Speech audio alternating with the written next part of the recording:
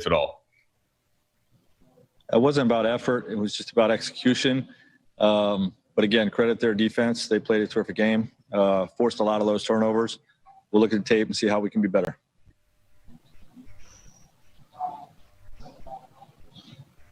Allison, go ahead. Okay, we'll start with David Benjamin. Frank, you mentioned turnovers. Does it feel like a different series now? Obviously, they get their first win on the board, but with the looming potential return of Bam Adebayo, and was it feel like prepping for Game 4 as you turn the page? Well, we've had great respect for this team from the start. It didn't change after Game 1. It didn't change after Game 2.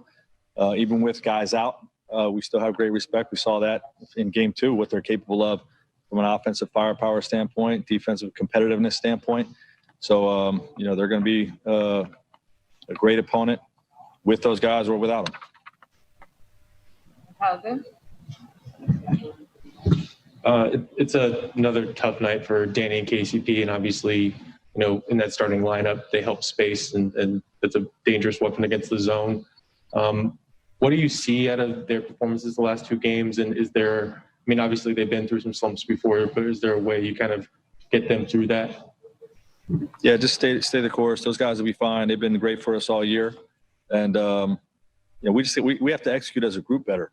We execute as a group better, have more intent to get a higher shot quality, then those guys will be fine. We'll go back to Will. All right, thank you. Bill Plaschke? Yeah, Frank, did it bother you at all that a couple of your players walked off the court before the game was over with? I think they thought the game was over. I don't think they realized there was point whatever still on the clock. All right, I'm going to take 2 more on my side. Brian Mahoney. Frank, did you guys think you got thrown out of rhythm right away by Davis's early foul trouble? I know LeBron came back in the game pretty quickly, but it seemed like you're just getting rhythm at the first quarter there. I'm sorry, what was the question? Did you guys think you never got a rhythm with the Davis early foul trouble in that first quarter? Yeah, I think that impacted us some, but we've been in foul trouble before, and you have to play through it. That's part of the game. We see that all throughout the course of the season and in the playoffs, and you have to be able to adapt and adjust. It probably had a small factor on our offensive rhythm, but we just got to be better overall on both ends. All right, last one on my side, Melissa. Hey, Frank. Jimmy Butler in his walk-off interview mentioned that the key to this series is keeping you guys off of the boards. How can you guys keep playing the way you guys want to play while also limiting Jimmy Butler? We definitely have to do a better job on Jimmy. We had 40 and 13. Identifying the right situations to help, the right situations not to help. We didn't do a good job in those situations, but obviously we'll look at the tape and see ways we can be better. Access Sportsnet Lakers, driven by your Southern California Honda dealers. I'm Chris McGee. Big game, James Worthy is here. Tough Juice, Caron Butler. We have Allie Clifton. We got Mike Trudell down the hall. We got Brez. They are working the post game. The Heat get back in the series. I'll say this. The Lakers did not play well, but we're not going to use that excuse. The Heat deserved to win this game. They had a valiant effort, minus 2 of their better players in Bam and Goran Dragic. And hats off to Jimmy Butler. One for the ages. Third 40-point triple-double in NBA Finals history. Jerry West in 1969, LeBron James in 2015, Jimmy Butler tonight. And I heard Mark Jackson say on the telecast as I was watching the game that Butler had to have this type of game. There was no way he could not have that type of game, play that type of minutes. And, he begged the coach to put him back in, don't take him out. And it showed up because we have LeBron James, and Butler is Miami's leader. There's something to be said about being up 2-0. You have to get over the subconsciousness of that you're up 2-0. If you don't get over that, you're going to get flat. And that's what the Lakers got. LeBron saw it at the end of the game 2. He said, we played 3 good quarters, but he didn't like the way we finished. That same momentum carried over into the beginning of the game. They were flat. That gave Miami a little bit of momentum, a little incentive. Even though the Lakers overcame the lead, this was the game they had to have, and they were a little bit more desperate tonight. Says a lot about the leadership of the Miami Heat. Starting with Coach Spo, his soundbite after game 1 and 2 saying that, look, I don't care what no one says. We're still in this series. And then to follow up with the performance, Jimmy Butler echoing the same words that Spo had put out there. But then he followed it up with a call to action to go out there and play at a high level.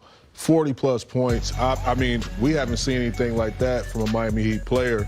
Clearly, just single-handedly since Dwayne Wade in 06, how he just dismantled the Dallas Mavericks when he was averaging 34, 7, 3, and 2.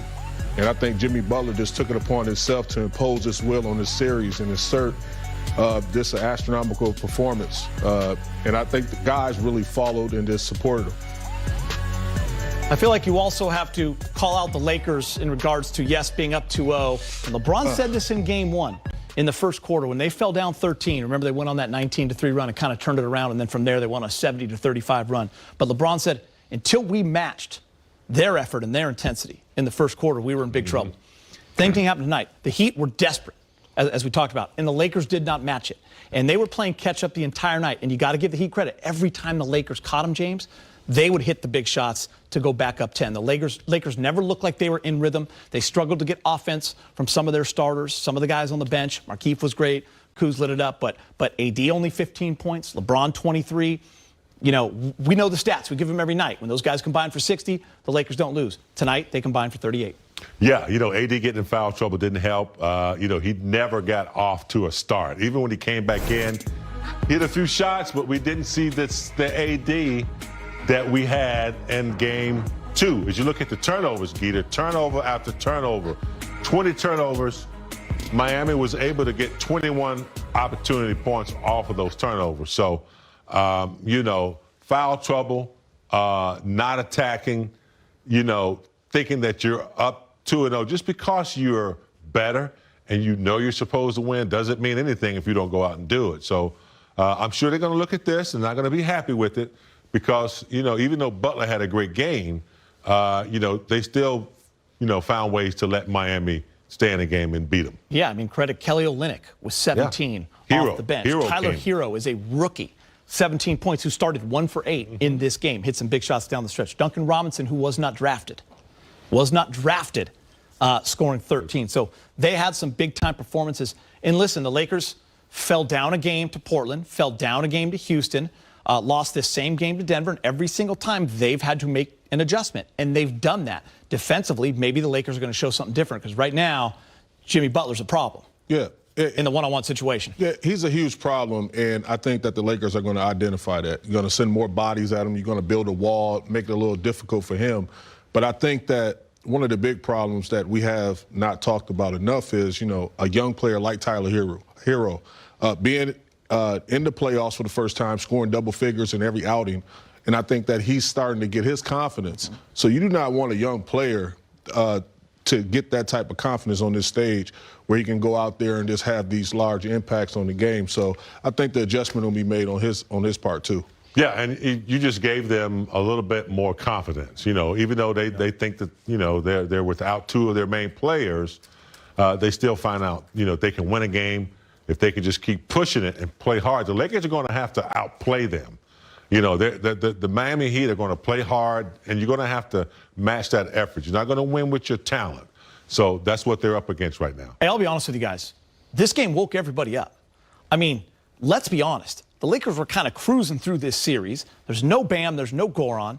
The Heat haven't shown any signs of being able to compete with this team. Everyone on the national level, fans, everyone's saying it's a wrap. Everyone woke up tonight, James. Absolutely. And that's part of the fun, too.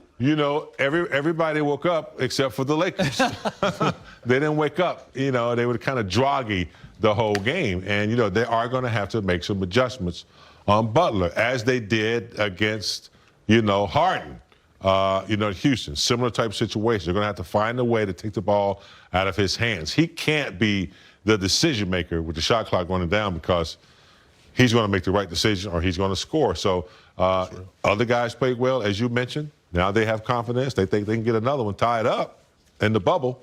Never know. Things can happen. All right, let's get you to the highlights. We take you out to the bubble.